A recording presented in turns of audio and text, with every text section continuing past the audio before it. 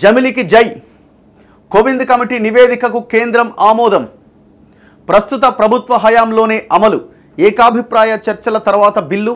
మంత్రి వైష్ణవ్. ఏకకాల ఎన్నికలను తప్పుపట్టిన విపక్షాలు. అండ్ దాంతోపాటు నిన్న కేబినెట్ కొన్ని కీలక నిర్ణయాలు తీసుకుంది. రబీలో ఎరువుల రాయితీకి 24,475 కోట్లు ఖర్చు పెట్టాలని నిర్ణయించింది. ముంబైలో ఒక జాతీయ నైపుణ్య కేంద్రం పెట్టాలనుకున్నది. చంద్రయాన్ 4కు గ్రీన్ సిగ్నల్. కీలక నిర్ణయాలకు కేంద్ర కేబినెట్ సమ్మతి. సో నిన్న మోదీ అధ్యక్షతన ఈ కేబినెట్ సమావేశం జరిగింది. ప్రజాస్వామ్యం మరింత ఉజ్వలం. జాతీయ రాష్ట్ర స్థాయి ఎన్నికల్ని ఏకకాలంలో నిర్వహించాలనే ప్రతిపాదనను కేబినెట్ ఆమోదించడం ఒక ముఖ్యమైన ముందడుగు. భారత ప్రజాస్వామ్యాన్ని మరింత ఉజ్వలభరితంగా భాగస్వామ్యయుతంగా తీర్చిదిద్దడానికి ఇదెంతో కీలకం. అనేక వర్గాలతో చర్చించి నివేదిక రూపొందించిన రామ్నాథ్ కోవింద్కు అభినందనలు. జమిలి ఎన్నికల దిశగా కేంద్ర ప్రభుత్వం ముందడిగేసింది. పార్లమెంట్ నుంచి పంచాయతీ వరకు అన్ని ఎన్నికలు ఒకేసారి నిర్వహించాలని సూచిస్తూ మాజీ రాష్ట్రపతి రామ్నాథ్ కోవింద్ సమర్పించిన నివేదికకు ఆమోద ముద్ర వేసింది. ప్రధానమంత్రి నరేంద్ర మోదీ అధ్యక్షతన బుధవారం జరిగిన మంత్రివర్గ సమావేశం ఏకగ్రీవంగా ఈ కీలక నిర్ణయం తీసుకుంది. ఏకాభిప్రాయ సాధన ద్వారా ప్రస్తుత ప్రభుత్వ పరిపాలన కాలంలోనే ఈ నిర్ణయాన్ని అమలు చేయబోతున్నట్లు కేంద్ర సమాచార ప్రసార శాఖల మంత్రి అశ్విని వైష్ణవ్ విలేకరుల సమావేశంలో వెల్లడించారు. తొలి దశలో పార్లమెంట్ అసెంబ్లీ ఎన్నికలను, అవి పూర్తయిన 100 రోజుల్లో రెండో దశలో స్థానిక సంస్థల ఎన్నికలు నిర్వహించాలి అన్న కమిటీ సిఫార్సుల ప్రకారం ఇప్పుడు కేంద్ర ప్రభుత్వం ముందడుగు వేయబోతున్నది. ఈ విధానం అమల్లోకి వచ్చాక దేశవ్యాప్తంగా అన్ని ఎన్నికలకు ఒకే ఓటరు జాబితాను ఉపయోగిస్తారట. పార్లమెంట్లో, అసెంబ్లీలో అండ్ లోకల్ బాడీస్లో ఆల్ ఎలక్షన్స్లో ఒకటే ఓటర్ జాబితా ఉండబోతున్నదట. ఇప్పుడు మనం ఏం చేస్తాం, లోకల్ బాడీ ఎలక్షన్స్ వచ్చినప్పుడు మళ్ళీ కొత్త ఓటర్ జాబితా వస్తుంది, అసెంబ్లీ అప్పుడు మళ్ళీ ఒకటి, పార్లమెంట్ ఎలక్షన్లు అప్పుడు ఒకటి. సో ఇదంతా లేకుండా ఒకే ఓటర్ జాబితాతో ఎలక్షన్స్ అన్ని నిర్వహిస్తారట. సరే, ఇది ఎంతవరకు సాధ్యం, ఎట్లా పాసిబుల్ అవుతుంది, సిబ్బంది ఎట్లా సరిపోతారు? మొన్న జరిగిన పార్లమెంట్ ఎలక్షన్లో దేశవ్యాప్తంగా నిర్వహించినప్పుడే 7 ఫేజెస్లో దాదాపు 2-3 నెలలు జరిపిర్రు. మరి ఇది ఏకకాలంలో ఎట్లా సాధ్యమైంది అన్న రకరకాల అపోహలు అయితే ఉన్నాయి, అనుమానాలు అయితే ఉన్నాయి. ఏమైనా అది చర్చ అయితే జరగాల్సిన అవసరం ఉంది. దేశవ్యాప్తంగా సుదీర్ఘమైన చర్చలు జరగాల. దేశవ్యాప్తంగా చర్చిస్తామంటుంది. దేశవ్యాప్తంగా 1951 నుంచి 1967 వరకు అన్ని ఎన్నికలు ఏకకాలంలోనే నడిచాయి. ఆ తర్వాత ఇందులో మార్పులు చోటు చేసుకున్నాయి. అసెంబ్లీలు, పార్లమెంటుకు ఒకేసారి ఎన్నికలు నిర్వహించడం మేలు అని 1999లో లా కమిషన్ పేర్కొన్నది. 2015లో పార్లమెంటరీ కమిటీ కూడా అదే విషయాన్ని సిఫారసు చేసింది. ఆ అంశానికి దేశవ్యాప్తంగా విస్తృతమైన మద్దతు లభించింది. కేంద్ర కేబినెట్ ఏకగ్రీవంగా నివేదికలోని సిఫారసులు ఆమోదించింది అని మంత్రి వెల్లడించారు. రాజకీయ పార్టీల్లో అత్యధికం ఈ విధానానికి మద్దతు పలికారు. ఈ విధానం మన ప్రజాస్వామ్యాన్ని, కేంద్ర రాష్ట్ర సంబంధాలను బలోపేతం చేస్తుంది. న్యాయ ప్రక్రియ అంతా పూర్తయితే కానీ ఈ విధానం ఎప్పటి నుంచి అమల్లోకి వస్తుందో చెప్పలేం. 2029 నుంచి లోక్సభ, శాసనసభలు, స్థానిక సంస్థలకు ఏకకాలంలో ఎన్నికలు జరపడానికి ఒకవేళ ఎవరికీ స్పష్టమైన ఆధిక్యం రాకపోతే ఐక్యత ప్రభుత్వ ఏర్పాటుకు లా కమిషన్ సిఫారసు చేస్తుందని సంబంధిత వర్గాల సమాచారం. ఆచరణాత్మకం కాదు అని కాంగ్రెస్ అంటున్నది. ఆ పార్టీ జాతీయ అధ్యక్షుడు మల్లికార్జున ఖర్గే. జమిలి ఎన్నికల ప్రతిపాదనను కాంగ్రెస్ సహా 15 పార్టీలు వ్యతిరేకించాయి. ఈ ప్రతిపాదన ఆచరణాత్మకమైనది కాదని కాంగ్రెస్ పేర్కొన్నది. పార్టీ అధినేత మల్లికార్జున ఖర్గే మాట్లాడుతూ ఇది ప్రజల దృష్టిని మళ్లించే ప్రయత్నం, దీన్ని వారు అంగీకరించబోరు అన్నారు. ఎన్నికలు సమీపిస్తున్నప్పుడు వాస్తవ సమస్యల నుంచి దృష్టి మరల్చడానికి బీజేపీ ఇలాంటి వాటిని తెరపైకి తెస్తుంది. తమ పార్టీ జమిలి ఎన్నికలకు మద్దతు ఇవ్వట్లే. ప్రజాస్వామ్యం మనుగడ సాగించాలంటే ఎప్పుడు అవసరమైతే అప్పుడు ఎన్నికలు నిర్వహించాలని ఆయన అభిప్రాయపడ్డారు. బిల్లు ఎప్పుడు వస్తుందంటే అందరినీ సంప్రదించిన తర్వాత ఈ బిల్లును మేము పార్లమెంట్లో ప్రవేశపెడతామంటున్నారు. దీన్ని బట్టి చూస్తే అతి త్వరలోనే బిల్లు ప్రవేశపెట్టే అవకాశాలు కనిపిస్తున్నాయి. సో ఎవరెవరు అంగీకరిస్తున్నారు? వ్యతిరేకించే పార్టీలండి. దాదాపు ఒక 32 పార్టీలు అంగీకారం తెలుపుతున్నాయి, యాక్సెప్ట్ చేస్తున్నాయి. 15 పార్టీలు వ్యతిరేకిస్తున్నాయి. జాతీయ పార్టీలో అయితే BJP, national people's party, NPP జమిలీని సమర్థించినాయి. Congress, Aam Aadmi party, Bahujan Samaj party, CPM వ్యతిరేకించినాయి. సో ఇది అమలు ఎంతవరకు సాధ్యమన్నది పెద్ద సవాల్. ఇది AIADMK and all Jharkhand students union, Apna Dal, Asom Gana Parishad, Biju Janata Dal, Lok Janshakti party, Mizo national front, NDPP, Shiv Sena, JDU, Sikkim Krantikari party, Shiromani Akali Dal, UPPL ఈ పార్టీలన్నీ కూడా మద్దతు ఇచ్చినాయి. ఇంకా స్పందన అసలేమి ఇంకా చెప్పని పార్టీలు, వాళ్ళ వైఖరి చెప్పని పార్టీలు ఏంటంటే TDP, YCP, BRS, IUML, NC, JDS, JMM, Kerala Congress, NCP, RJD, Rashtriya Lok Tantrik party, RASP, SDF ఈ పార్టీలు ఎవరు కూడా ఇంకా వాళ్ళ వైఖరి చెప్పలే. అయితే వీళ్ళు రిపోర్టు 7 దేశాల్లో అధ్యయనం చేసి రిపోర్ట్ తయారు చేసిరట.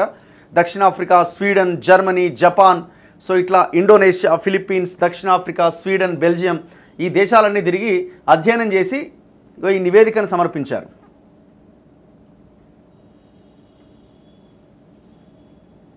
సో అయితే ఇప్పుడు ఇది కొన్ని ప్రాంతీయ పార్టీలు డిస్కస్ చేస్తున్నాయి. ఇది ప్రాంతీయ పార్టీలకు పెద్ద ఎదురు దెబ్బ. ఇది ప్రాంతీయ పార్టీలను లేకుండా చేసే ఒక కుట్ర అని కూడా కొన్ని పార్టీలు మాట్లాడుతూ ఉన్నాయి. ఎందుకంటే దేశవ్యాప్తంగా ఒకేసారి ఎలక్షన్స్ జరిగినప్పుడు సో దేశము అన్న ఒక అంశం పెద్ద ఎత్తున తెర మీద చర్చకు వస్తే లోకల్ పార్టీస్కి, ప్రాంతీయ పార్టీలకి ఇబ్బంది అయ్యే అవకాశం ఉంది. సో ఇదంతా కూడా ప్రాంతీయ పార్టీలను లేకుండా చేసే కుట్ర అన్న ఒక ఆలోచన కూడా కొన్ని పార్టీలు చేస్తున్నాయి.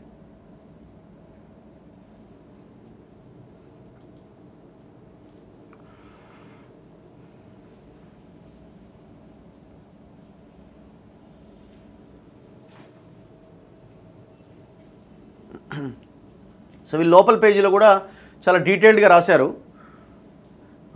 ఒకేసారి ఎన్నికలు సాధ్యమేనా, దానికి 6 రాజ్యాంగ సవరణలు చేయాలట, సగం రాష్ట్రాల ఆమోదం కూడా కావాలి. సో ఇది చాలా పెద్ద బిల్లు. ఇది అంత ఈజీగా మరి సక్సెస్ అవుతుందా అని అంటే మెజారిటీ ఉన్నది కాబట్టి అవ్వడానికి అవకాశాలు ఉన్నాయి. ఇగో జమిలీ అనేది చిన్న కథ కాదు. కేంద్ర కేబినెట్ ఆమోదంతో దేశంలో జమిలీ ఎన్నికలపైన రాజకీయ వేడి మొదలైంది. అనుకూల ప్రతికూల వాదనలు ఎలా ఉన్నా జమిలీని సాధ్యం చేయాలంటే నరేంద్ర మోదీ ప్రభుత్వం ముందున్న సవాళ్ళేంటో చూద్దాం.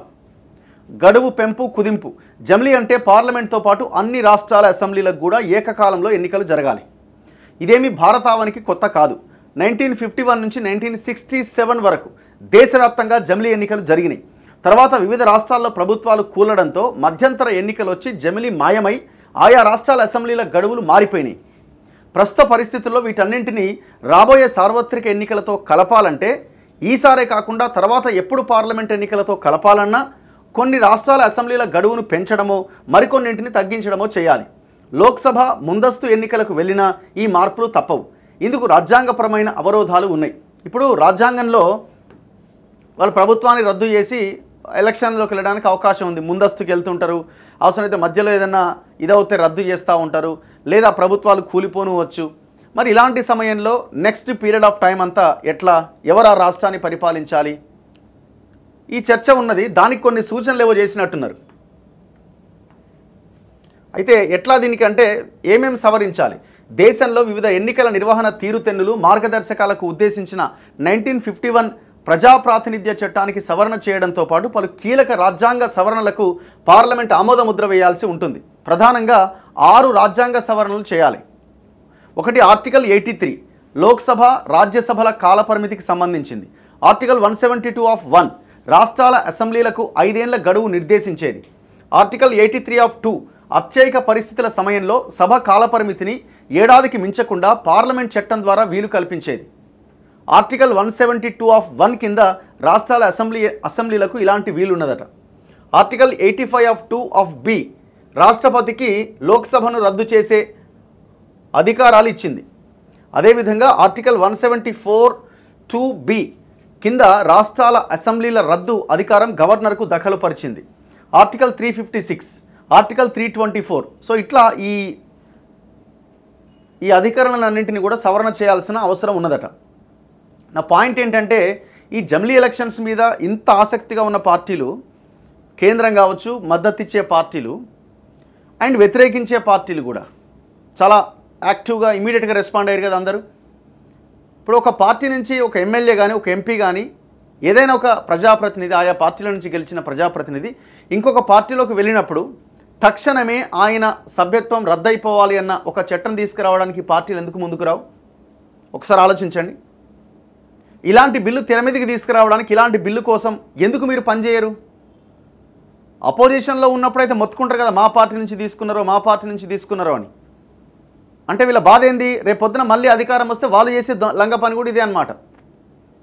అపోజిషన్లో ఉన్నప్పుడు ఒక మాట, అధికారంలోకి వచ్చాక ఇంకొక మాట. సో మరి ఈ బిల్లు తీసుకురావడానికి ఎందుకు మీకు అంత ఇబ్బంది?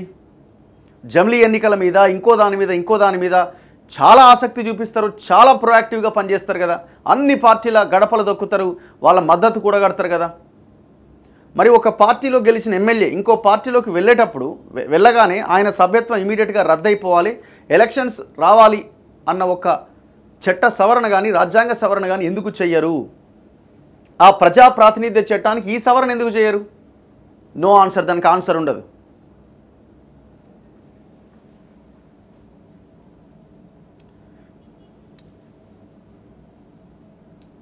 సో అయితే ఇప్పుడు ఈ రాజ్యాంగ సవరణ చేయాలంటే పార్లమెంట్లో 2/3 మెజారిటీ ఆమోదించాలి. అంటే సభలో 2/3 వంతు 30 వంతు ఆల్మోస్ట్ వాళ్ళ ఆమోదం ఉంటేనే దీనికి ఈ బిల్లుకు ఆమోదం లభించినట్లు అవుతుంది. ప్రస్తుతం లోక్సభలో బీజేపీ ఆ మార్కు దాటాలంటే సొంత బలగంతో పాటు అదనంగా ఎంపీల మద్దతు కూడా కూడగట్టాల్సి ఉంటుంది. రాజ్యసభలో అయితే ఇంకా ఎక్కువ కష్టపడాల్సి ఉంటుంది, ఎందుకంటే వాళ్ళ సభ్యుల సంఖ్య తక్కువగా ఉన్నది. లోక్సభలో ప్రస్తుత ఎన్డీఏ బలం 293, జమిలీ ఆమోదానికి 362 మంది అవసరం. ఇప్పుడు ఎన్డీఏ అంటే బీజేపీ కాకుండా మొత్తం ఎన్డీఏ కూటమి బలమే 293.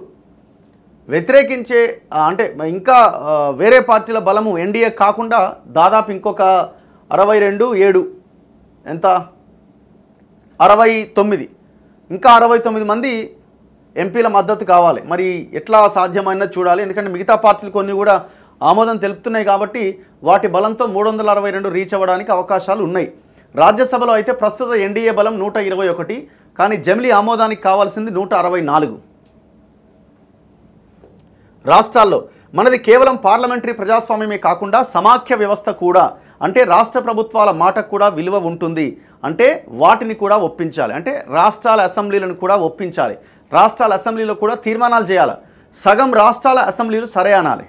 మొత్తం 29 రాష్ట్రాల్లో 14 రాష్ట్రాలు యాక్సెప్ట్ చేయాలి, అంటే 14 రాష్ట్రాలకు పైగా జమిలీకి అంగీకరించాలి. ప్రస్తుతం బీజేపీ సారథ్యంలోని ఎన్డీఏ 20 రాష్ట్రాల్లో అధికారంలో ఉన్నది, బీజేపీ సొంతంగా 13 రాష్ట్రాల్లో ఉన్నది. కాబట్టి ఇది పెద్ద సమస్య అయ్యే అవకాశం ఉండదు. వాళ్ళకి ఎటొచ్చి సమస్య రాజ్యసభలో కొంత ఇబ్బంది అవ్వచ్చు. అస్త్రశస్త్రాలన్నీ అప్పటికే 2029లోనే మహిళా రిజర్వేషన్ల అమలు, జమిలీ ఎన్నికల నిర్వహణ, లోక్సభ సీట్ల పెంపు కూడా ఎన్డీఏ ప్రభుత్వ యోచన. సో 2019 వాళ్ళు టార్గెట్ చేసుకున్నట్టుగా కనిపిస్తున్నది. మొన్నటి ఎలక్షన్లో కొంత ఇబ్బందికర పరిస్థితులే బీజేపీకి ఎదురైనాయి. వాళ్ళకి 270 మ్యాజిక్ ఫిగర్, మేము 400 గెలుస్తాం అట్లా ఇట్లా అన్నారు. చివరికి చంద్రబాబు నాయుడు ఆయన నితీష్ కుమార్ మీద ఆధారపడి ప్రభుత్వాన్ని ఏర్పాటు చేయాల్సిన పరిస్థితి వాళ్ళకి వచ్చింది. సో నెక్స్ట్ 2029 అంత ఈజీ కాదు. సో రకరకాల ఎత్తుగడలతో వాళ్ళు తెర మీదకి వచ్చే అవకాశం ఉంది. అందులో ఈ మహిళా రిజర్వేషన్ అన్న అంశాన్ని కూడా తెర మీదకి తీసుకొచ్చే అవకాశం ఉంది. మనమేమంటున్నాం అంటే ఈ మహిళా రిజర్వేషన్ కూడా, ఆ మహిళా రిజర్వేషన్లో ఎస్సీ ఎస్టీ బీసీ మహిళల వాటా ఎంత అన్నది తేల్చాలి.